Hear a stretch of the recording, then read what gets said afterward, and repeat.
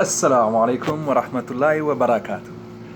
Que la paix, les bénédictions et la miséricorde d'Allah soient sur vous. Aujourd'hui, je fais une petite vidéo car hier, j'avais parlé dans une de mes vidéos d'une métaphore avec des chiens. Et j'aimerais développer un peu plus sur cette métaphore. Pour qu'on comprenne le contexte, j'avais une conversation avec mon ami athée qui me comparait à un chien en laisse.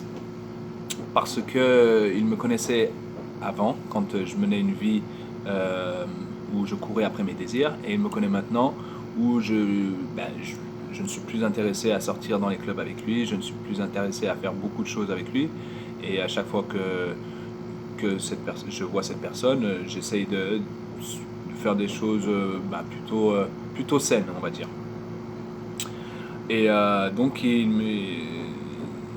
lui manque son partenaire de crime, et donc il a essayé peut-être de me ramener dans cette vie-là, et moi impossible, enfin qu'Allah me donne la force de ne pas retourner dans cette vie-là, mais pour l'instant je ne ressens pas du tout l'envie de retourner dans cette vie-là.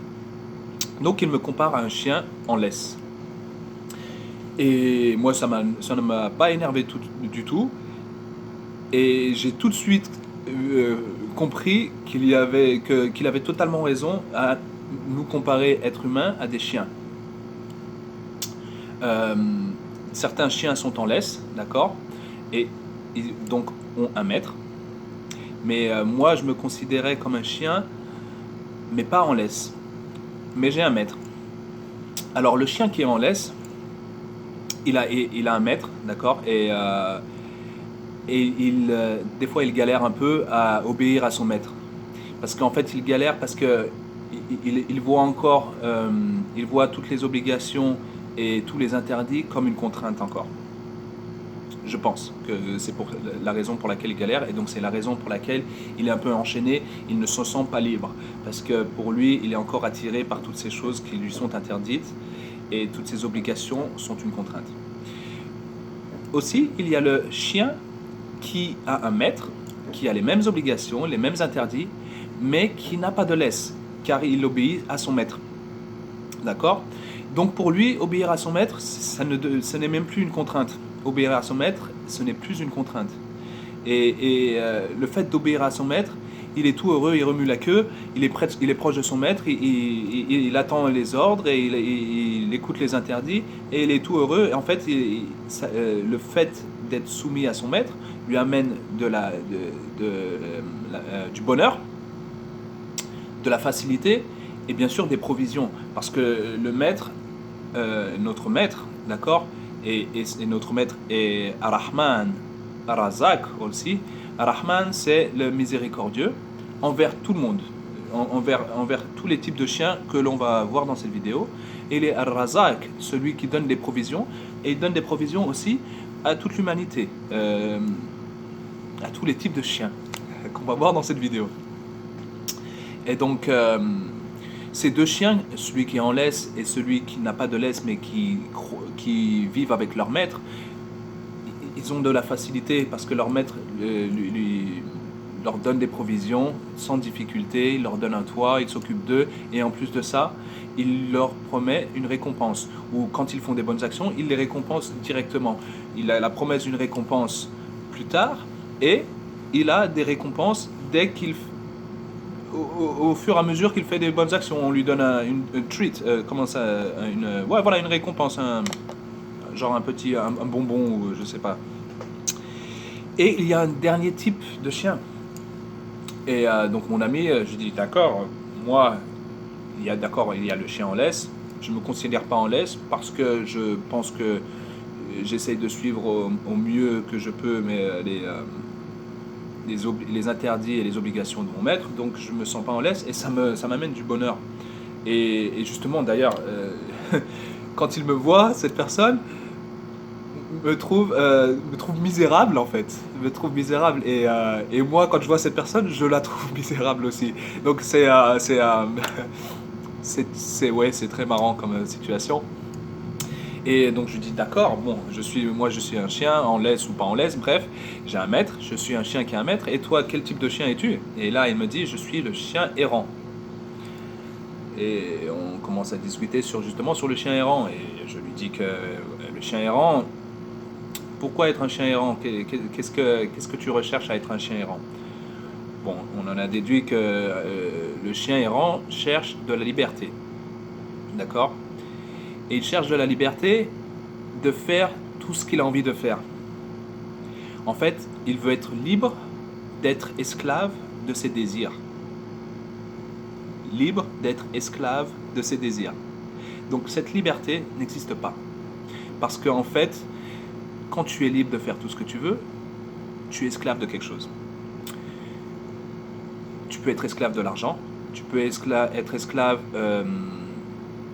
de ton apparence physique, tu vois, tu peux être esclave de tes désirs envers esclave de tes désirs envers les femmes, envers ou les hommes, ça dépend si vous êtes une femme,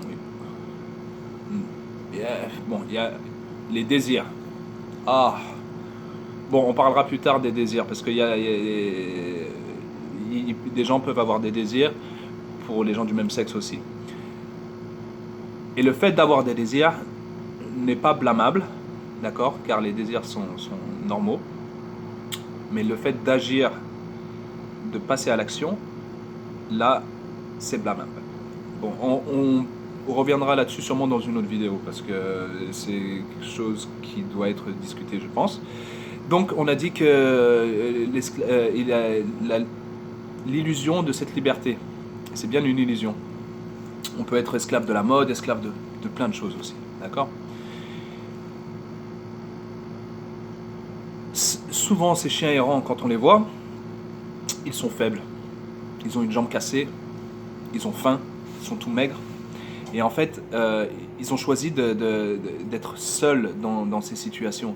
Et ils se prennent les aléas de la vie en pleine face, en fait. Ils se prennent les aléas de la vie en pleine face. Des fois, ils se font écraser. J'étais en Thaïlande et il y avait beaucoup de chiens errants. Et j'en ai vu beaucoup à qui il manquait des pattes. Ils étaient vraiment tous un peu maigrichons. Ils ont sûrement pris des voitures. Ils se sont pris les aléas de la vie. Et en fait, quand tu es un chien avec un maître, les aléas de la vie, tu les prends plus facilement car tu as un support, tu as un soutien dans les moments difficiles et dans les moments où tout va bien, tu as quelqu'un en qui avoir de la gratitude. Quand vous voyez un chien, il vient faire des caresses à son maître tout le temps, il se rapproche de son maître, il vient, il est tout, il remue la queue, il veut jouer avec son maître. Ça, c'est de la gratitude. Bon, peut-être pas pour le chien, mais bon, il a de la gratitude envers son maître. Bref. Euh, Par contre, voilà, le chien errant, en fait, il veut, il n'a pas ce support, il n'a pas ce support quand il prend les aléas, quand il galère, d'accord?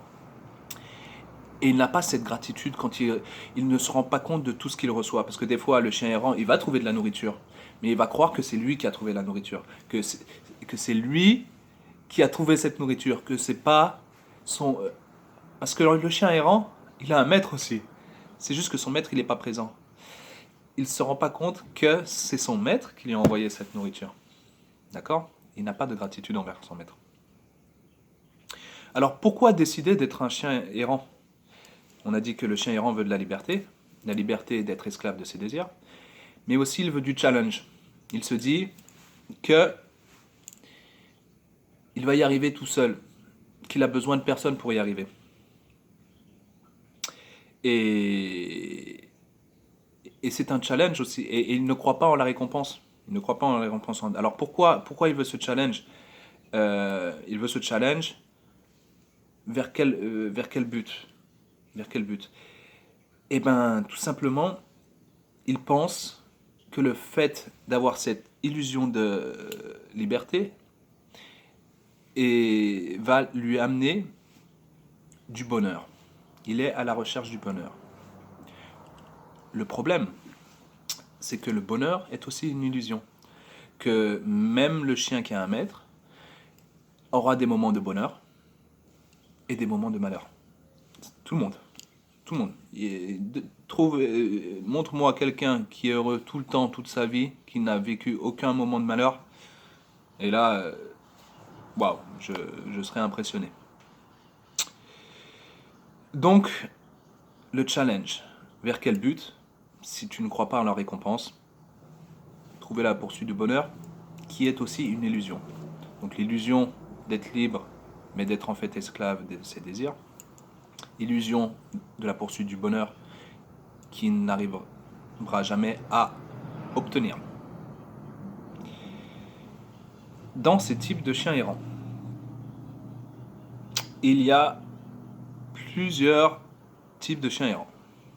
Il y a le chien errant qui décide d'être errant parce que quand il voit ce que les autres chiens font, il est dégoûté par ce que les autres chiens font. Des fois, les autres chiens se battent entre eux. Des fois, ils se courent après la queue et se mordent. Ils arrivent à se mordre la queue eux-mêmes, les autres chiens, des fois. Et ils se disent non, moi je vais pas être un chien comme ça. Et en fait, ce chien-là il confond.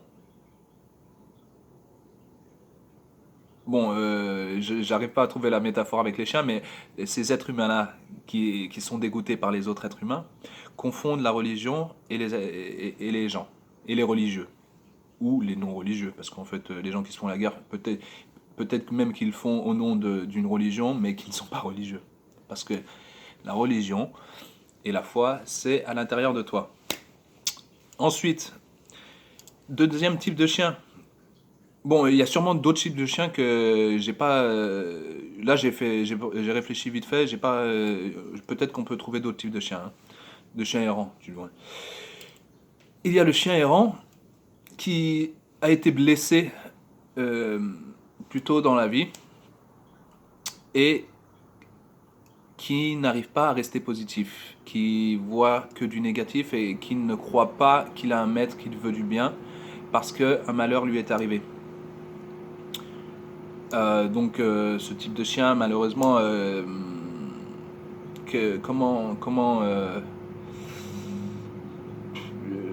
ouais, voilà, il y a ce type de chien. Troisième type de chien, le chien arrogant. Le chien qui dit j'ai besoin de personne, j'ai pas besoin de maître, je m'en sors tout seul, je suis plus fort, j'ai besoin de personne. Bon, bah, le chien arrogant. Et il y a le chien qui fait semblant d'être sourd et muet et aveugle, qui dit non, non, non, non, non, non, non, non, je veux pas savoir, parce que si je sais, je vais être responsable.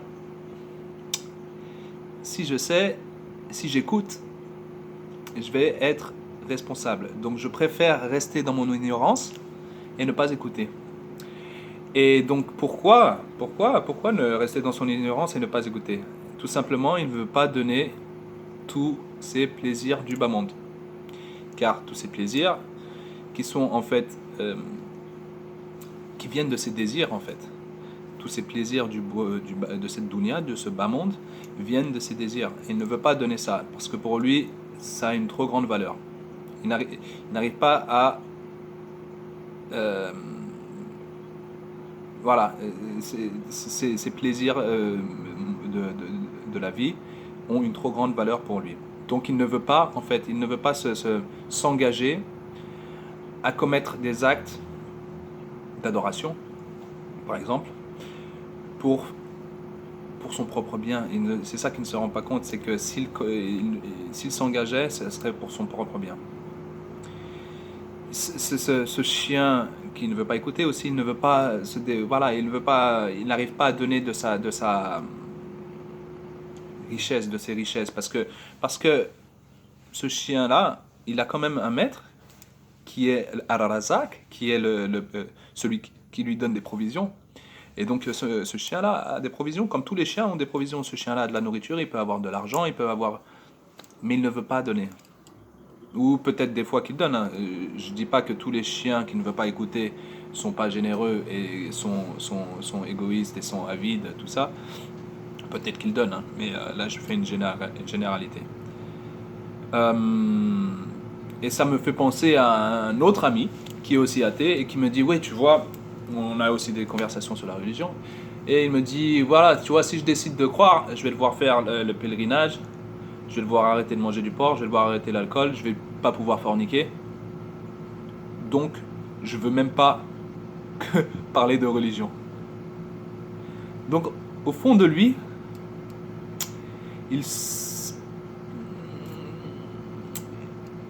cet ami-là me dit non, j'y crois à 0% qu'il y a un Dieu. Et là, c'est pas vrai, parce que justement, le fait de se dire si. En fait, il ne veut pas croire. Il ne veut pas croire. Parce que si tu veux pas croire, tu n'as qu'une solution, c'est que tu ne croiras pas. Mais si tu veux croire, deux choix s'ouvrent à toi. Tu crois ou tu ne crois pas, ou tu ne crois pas. Mais il faut vouloir croire dans un premier temps. Et le fait de vouloir croire, c'est de chercher, d'avoir de l'espoir. Et là, c'est un peu confus. Je ne sais pas pourquoi tu décides de ne pas vouloir croire. Ça fait aussi par d'arrogance, je pense. Et le dernier chien que j'ai vu, c'est le chien qui est... comment traduire? Diabolique. Evil. The evil dog. Celui qui veut semer des turpitudes autour de lui. Donc le chien diabolique, on va l'appeler. Voilà. Ensuite, le maître, comme on l'a dit, il est Ar-Rahman pour tout le monde, miséricordieux pour tout le monde. Mais il est Ar-Rahim spécifiquement pour son esclave, d'accord, pour son chien qui l'écoute. Autre chose, il est Ar-Razzaq pour tout le monde, parce que tout ce qu'on obtient dans la vie, ça nous vient de Dieu, d'accord, de notre maître, qu'on le veuille ou non, qu'on soit conscient ou non, et qu'on soit qu'on ait de la gratitude ou non. Voilà. Et donc Ar-Rahman Ar-Rahim, c'est miséricordieux. C'est-à-dire que je pense que dans chaque catégorie de chiens, il peut y avoir des chiens qui auront la récompense. Ça c'est mon avis personnel et je n'en sais rien du tout.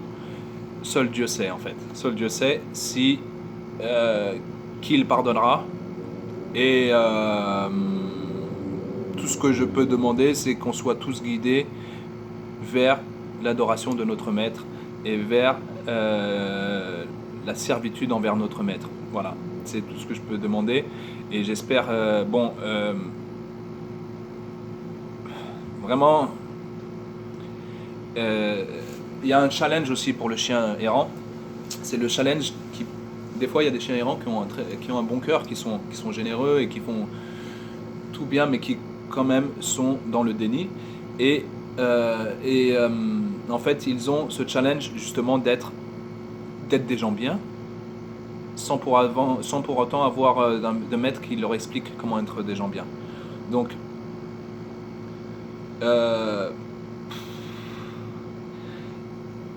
j'espère qu'à un moment, je sais pas en fait, Allah sait s'il pardonnera ces gens-là ou pas. Allah sait s'il pardonnera les gens qui n'ont pas de laisse, ses serviteurs qui n'ont pas de laisse ou pas. Allah sait s'il pardonnera ses serviteurs qui ont une laisse et qui galèrent ou pas. Tout ce que je peux demander, c'est qu'on soit tous guidés. Donc, Ya Allah, guide-nous tous. Et je peux pas vraiment demander le pardon pour tout le monde parce que est-ce qu'on mérite tous je sais pas, seul Dieu sait. Donc Allah décidera. Voilà. C'est tout pour la vidéo d'aujourd'hui. Cette vidéo-là sur les chiens. Et voilà, je vous souhaite un bon Ramadan. Ah, avant, non, c'est pas tout. Hier, j'ai fait un gâteau. Ça s'appelle Sticky Toffee Pudding. Vous pouvez aller sur internet et franchement, c'est de la balle. C'est un gâteau à base de dattes. Et en fait, on fait un caramel. Tu fais un caramel à côté. Et tu fais un gâteau de dattes. Tu fais cuire le gâteau.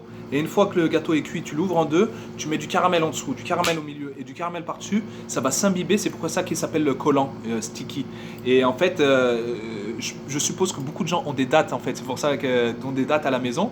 Donc essayez de faire ce gâteau, trouvez sur internet Sticky Toffee Pudding, c'est de la balle. Je